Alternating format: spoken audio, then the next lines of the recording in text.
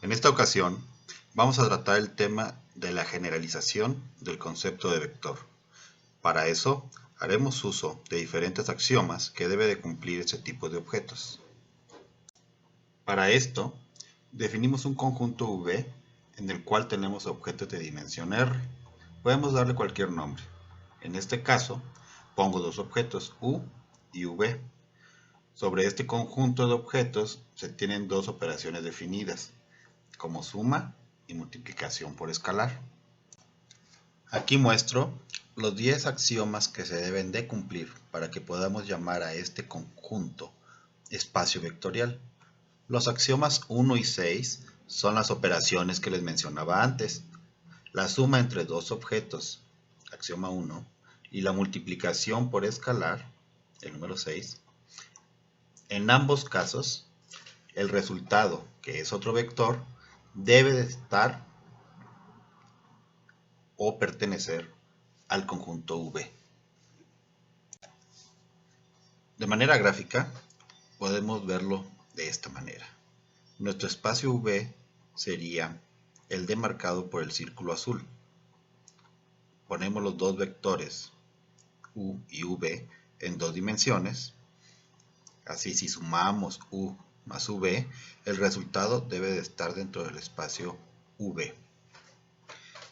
Si multiplicamos por un escalar K a cualquiera de estos dos, por ejemplo a U, el resultado de la operación también debe de vivir dentro del mismo espacio V.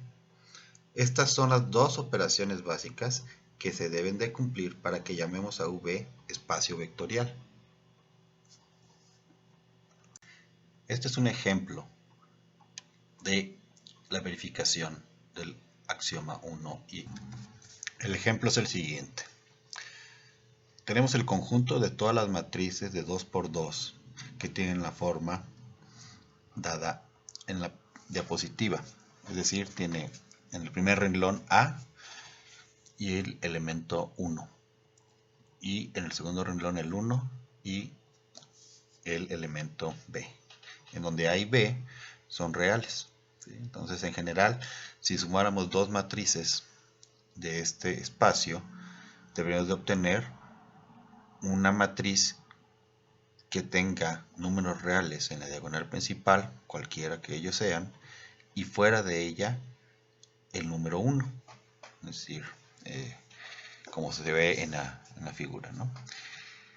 Entonces, lo que vamos a probar aquí es la adición matricial y la multiplicación por escalar. Si multiplicamos por un escalar, también deberíamos de obtener algo similar. Entonces, aplicamos adición matricial. Vemos que para el caso de suma de matrices, deben de tener el mismo número de elementos, tanto de filas, tanto de columnas. Y lo sumamos elemento a elemento. Entonces, el resultado de sumar dos matrices, dadas aquí como A1, 1B y C1, 1D, nos daría lo que tenemos del lado derecho de la igualdad. Es decir, el primer elemento, el 1, 1, debería de ser A más C. El segundo elemento del renglón 1 debe dar 2 porque es 1 más 1, 2. El elemento del renglón 2, el primer elemento del renglón 2 nos va a dar 1 más 1 igual a 2. Y el segundo elemento del renglón 2 nos va a dar B más D. En la diagonal, A más C y B más D, esos números son reales. Entonces no nos salimos del contexto del espacio marcado por la definición. Pero fuera de la diagonal principal nos da 2 y 2, lo cual ya no cumple con el conjunto de todas las matrices que tengan esa forma dada inicialmente. La multiplicación por escalar sucede algo similar. Multiplicamos cada uno de los elementos de la matriz por un escalar, porque así sucede cuando multiplicamos por un escalar una matriz, y nos da lo que tenemos del lado derecho de la igualdad, que sería KA como primer elemento del renglón 1 y KB como segundo elemento del renglón 2. En la diagonal principal, pues podríamos cumplir con nuestra situación del espacio vectorial dado. Pero en los elementos que están fuera de la diagonal principal nos queda el escalar k. Entonces ya no cumple con que debería de ser 1 y 1 en cada uno de los casos.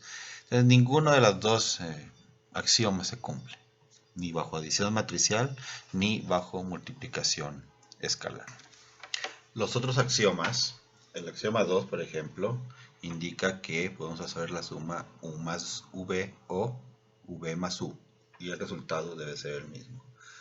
El axioma 3 nos indica la distribución de la suma, y entonces no importa si sumamos primero v más w y después le sumamos u, o si sumamos primero u más v y al final le sumamos w. Los resultados deben de ser equivalentes. El cuarto axioma nos indica que debe existir un objeto 0 en ese espacio v, tal que si le sumamos un vector u, el resultado va a ser el mismo vector u, y no importa el orden que se sume el vector 0. Eso es muy importante, debe contener a un vector 0 para poder ser un espacio vectorial.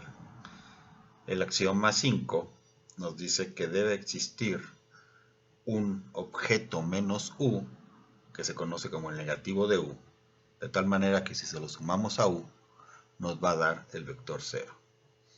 El séptimo nos dice cómo distribuir el producto con el escalar, en caso de tener dos vectores multiplicando a dicho escalar. El octavo axioma también nos hace ver la distribución del producto con la suma de dos escalares. El noveno es la distribución del producto con dos escalares, k y l. Y el décimo nos dice que si multiplicamos al vector u por un escalar 1, nos debe dar el mismo vector u. Entonces, esos son los 10 axiomas que debemos de considerar para poder nombrar a nuestro espacio como espacio vectorial. Por último, les dejo aquí un ejercicio para practicar estos axiomas, para evaluar si se cumplen o no se cumplen, y principalmente sobre adición matricial y la multiplicación por escalar. El ejercicio es que para esta matriz, para este conjunto de todas las matrices de 2 por 2, que tengan la forma en que la diagonal principal tengan cualquier número real a o b, y que fuera de la diagonal principal corresponda a 0. Muy bien, pues me despido y hasta luego.